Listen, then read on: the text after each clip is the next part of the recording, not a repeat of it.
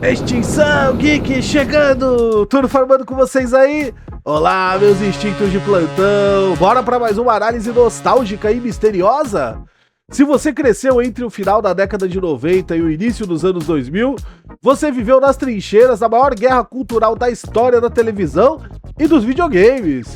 Não estamos falando do embate entre Marvel e DC Comics, e muito menos da disputa entre Star Wars e Star Trek.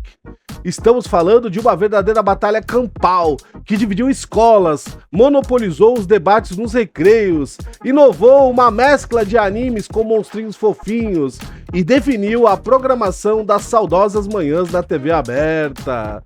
De um lado do ringue, os monstros de bolso da Nintendo, um fenômeno comercial imparável que nos ensinou que temos que pegar todos eles. Do outro lado, os monstros digitais da Bandai, que nos transformaram em Digi-escolhidos, com a missão de salvar um universo paralelo à beira de um colapso. Esta guerra suprema dos animes de monstrinhos é entre Pokémon e Digimon. Hoje nós vamos dissecar essa rivalidade de décadas. Vamos explorar os primeiros lançamentos, o desenvolvimento narrativo que chocou os fãs, os números de vendas que expõem uma realidade brutal na indústria, os personagens que marcam gerações e, é claro, os mitos mais obscuros e bizarros que rondam essas duas franquias gigantescas. Prepare o seu device e a sua Pokébola também, porque o duelo de décadas começa agora! Antes, só um recadinho bem legal para você que é fã do nosso canal, dá uma olhadinha nesses produtos que estão passando aqui embaixo, enquanto você assiste o vídeo. Clicando e adquirindo qualquer um desses produtos, você pode ajudar o nosso canal. E além disso, usando um dos cupons que serão oferecidos, você ainda ganha um descontaço que só o canal Extinção Geek oferece. Clique num deles e confira! Enquanto rola a vinheta, já se inscreve no nosso canal. Se você ainda não fez, deixa aquele like que é sempre bom e joga o engajamento lá no alto. E bora para mais uma análise global!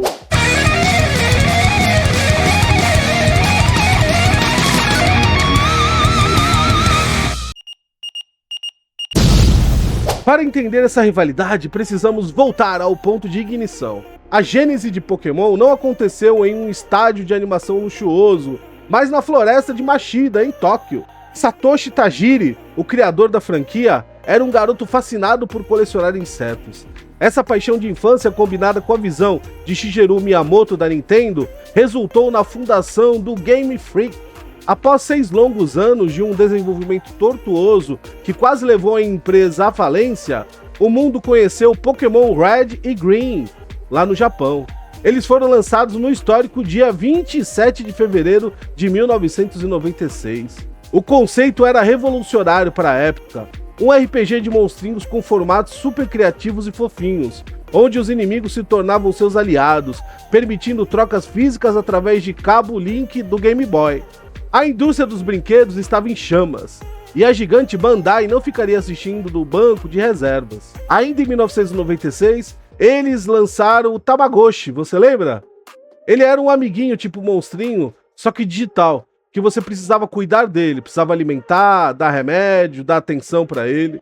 Se você não fizesse isso regularmente, ele morria, ou na verdade ele apagava aquele aparelhinho digital e não voltava mais. Foi um sucesso absoluto entre o público feminino, principalmente. Mas eles queriam o mercado dos garotos. Trabalhando junto com a empresa Wheezy, a Bandai pegou a fórmula do bichinho virtual e injetou uma dose de testosterona e batalhas. Assim, no dia 26 de junho de 1997, nascia o Digital Monster, o primeiro V-Pet de Digimon. A premissa era clara. Você não apenas criava o seu monstrinho limpando a sujeira dele, mas você o treinava para lutar violentamente conectando seu aparelho ao de um amigo. O estopim para a televisão aconteceu em momentos cruciais. A Toei Animation percebeu o potencial absurdo do V-Pet e lançou o primeiro Digimon Adventure, dirigido pelo genial Mamoru Ozada. Isso aconteceu no dia 6 de março de 1999, com a série de TV estreando no dia seguinte. Pokémon, por outro lado, já estava consolidando seu império global com o anime que estreou em abril de 1997 no Japão. A partir daquele momento, a semente da rivalidade estava plantada na mente de milhões de crianças ao redor do planeta. Isso se tornou uma febre imparável. Embora ambos fossem agrupados no gênero anime de monstrinhos, a execução narrativa e o desenvolvimento ao longo dos anos trilharam em caminhos completamente opostos. Pokémon adotou a estrutura clássica de Slice of Life, disfarçando de anime de esportes. A jornada de Ash Ketchum era uma representação das eternas feras de verão. Os conflitos eram pontuais, a equipe Rocket fornecia o alívio cômico perfeito, e a morte ou o perigo real eram conceitos raramente abordados. Isso tudo mantendo um tom seguro, comercial e altamente amigável para os investidores. A evolução em Pokémon era um sinal de maturidade natural e permanente, refletindo o crescimento biológico dentro de um mundo utópico e perfeitamente equilibrado. Digimon, por sua vez, abraçou o caos psicológico e o que hoje conhecemos como gênero Isekai. Os criadores não tiveram medo de jogar crianças reais em um ambiente hostil de sobrevivência. Digimon Adventure abordou temas densos, como o divórcio dos pais do Matt e do TK, a adoção de Izzy, o peso da liderança sufocante de Tai. O perigo da morte era constante e implacável. Mas a ruptura definitiva veio em Digimon Tamers, a terceira temporada. Vimos monstros sendo absorvidos até a morte, inteligências artificiais destruindo a sanidade de crianças e uma carga emocional que traumatizou uma geração. A digievolução aqui não era permanente, era um power-up temporário, uma explosão de energia ditada pelo estado emocional dos seus parceiros, tornando os combates muito mais dinâmicos, desesperadores e carregados de tensão. No campo de batalha da criatividade, os fãs podem debater eternamente sobre qual franquia possui a melhor história. Mas quando entramos na área corporativa e olhamos para os números de vendas, o cenário deixa de ser uma batalha e se torna um verdadeiro massacre histórico. A dura realidade da indústria é que não existe sequer uma competição justa aqui. Pokémon é, simplesmente, a franquia de mídias mais lucrativa de toda a história da humanidade. Que loucura, hein? Estamos falando de uma receita total estimada que ultrapassa os 100 bilhões, isso mesmo, bilhões de dólares. Apenas os jogos de série principal venderam, somados, mais do que 480 milhões de cópias. Que é isso? Para colocar em perspectiva, mesmo os jogos mais criticados da era moderna, como Pokémon Scarlet e Pokémon Violet, conseguiram a proeza de vender mais de 10 milhões de cópias em menos de 3 dias após o lançamento. A força da marca é tão colossal que Pikachu é reconhecido globalmente no mesmo nível de Mickey Mouse. Isso é incrível! Digimon, infelizmente, sofreu a falta de direcionamento da Bandai no início dos anos 2000. Enquanto Pokémon mantinha uma fórmula coesa e constante, Digimon reinventava sua roda a cada temporada, alienando parte do seu público.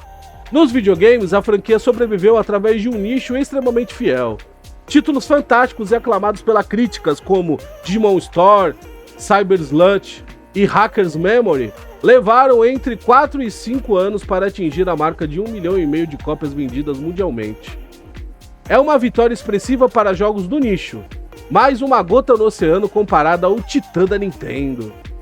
No entanto, lançamentos recentes e o sucesso avassalador do novo Digimon Card Game provaram que a base de fãs de Digimon é uma das mais apaixonadas, adultas e resilientes de toda a cultura pop, sustentando a marca firme e forte até hoje. A construção de personagem nessas duas franquias ditou as regras para milhares de animes que vieram depois. No panteão dos treinadores, temos o lendário Red dos jogos originais de Pokémon. O protagonista silencioso que derrotou o campeão, capturou Mewtwo e se isolou no topo do Monte Silver, tornando-se o desafio supremo da franquia e o ápice do que significa ser um mestre Pokémon. Nos animes, Ash Ketchum carregou a tocha por 25 anos ininterruptos. Uma jornada hércula de pura resiliência e amor pelas batalhas que culminou em seu histórico título de campeão mundial, mestre Pokémon. E quando isso aconteceu, quebrou a internet e emocionou adultos que voltaram a ser crianças naquele dia. Ele demorou mais de 20 anos para ser o mestre Pokémon, mas beleza. O Ash é o Ash. Em contrapartida, Digimon construiu seus ícones na base do crescimento pessoal e na união de almas. Tai Kamiya não era apenas um treinador, ele era um líder de guerra tentando não quebrar sob a pressão de proteger os seus amigos. A relação entre Tai e Agumon transcendia o conceito de dono e bicho de estimação. Eles eram irmãos de alma. Quando falamos de criaturas imponentes, o contraste fica ainda mais evidente. Charizard, Mewtwo e Rayquaza são forças indomáveis da natureza em Pokémon. Mas Digimon eleva isso a níveis divinos com a criação dos Cavaleiros Reais, Royal Knights, como o onipotente Alphamon e o insuperável Omegamon. São verdadeiros titãs. Estamos comparando animais superpoderosos de Pokémon contra entidades cibernéticas guerreiras de Digimon, que carregam canhões apocalípticos e lâminas que cortam as linhas do código-fonte do próprio universo. Mas nenhuma franquia atinge esse nível de fama sem carregar algumas sombras. O folclore e as lendas urbanas que cercam Pokémon e Digimon são de arrepiar a espinha. Vamos adentrar na escuridão dessas histórias então. Em Pokémon, o maior mito de todos os tempos, que aterrorizou os primeiros jogadores, é a infame síndrome de Lavender Town. Segundo a lenda urbana original, as frequências agudas e dissonantes compostas por Junichi Masuda para a música da Cidade dos Fantasmas em Pokémon Red e Green induziram milhares de crianças japonesas a terríveis crises de pânico. Outro mito denso é a teoria da Grande Guerra Pokémon. Fãs notaram a ausência bizarra de homens adultos na região de Kanto e o diálogo assustador do líder do ginásio, o Tenente Surge, que afirma textualmente: os Pokémons elétricos salvaram a minha vida durante a guerra. Isso criou um cânone absurdo de que a jornada de Red ocorre logo após um conflito global brutal onde milhões de pessoas e monstros perderam a vida no campo de batalha. Isso sem mencionar as verdades canônicas de arrepiar, como por exemplo o fato de que cada Cubone veste o crânio da sua própria mãe morta e chora as noites de lua cheia. Mas se você acha que Pokémon tem lendas sombrias, Digimon abraçou o horror cósmico diariamente em seu enredo principal. No infame episódio 13 do Digimon Adventure 2, o anime parou de focar em aventuras coloridas e introduziu o Oceano Negro.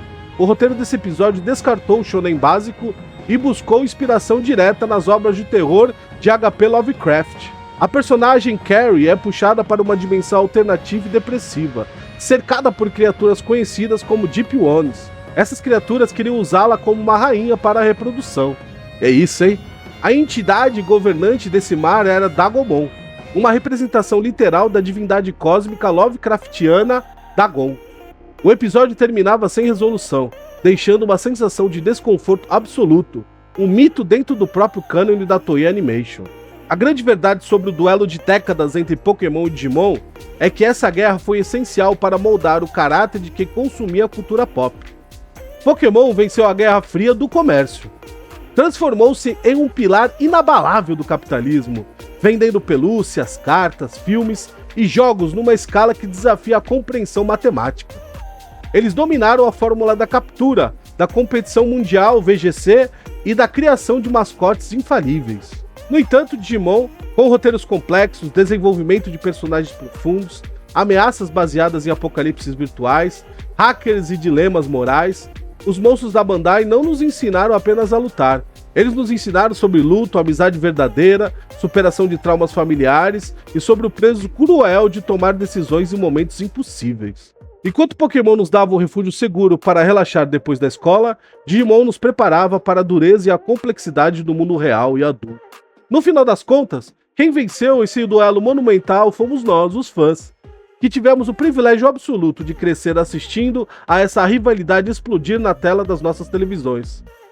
Se nós podemos chegar a uma conclusão então, podemos dizer que Pokémon é um sucesso midiático, é um sucesso global e que atingiu milhares de pessoas.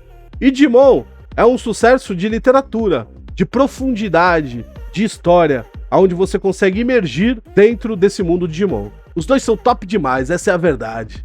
E aí, qual dos lados da trincheira histórica você se coloca? Você preferiria as evoluções de Pokémon ou Digimon? Preferiria a aventura de ser um mestre Pokémon ou de se tornar um Digi-escolhido com a evolução de super monstros complexos? O que você escolhe? O espaço dos comentários é o nosso campo de batalha, então deixe a sua opinião lá embaixo. Também você pode deixar literalmente dedadas no like, se inscrever no canal e ativar o sininho para não perder nenhum vídeo que nós iremos lançar. E um abraço para vocês, a gente volta logo com mais desse mundo Nerd Geek que nós tanto amamos. Até a próxima e as aventuras da vida nos levam para caminhos tortuosos que nos testam e nos moldam.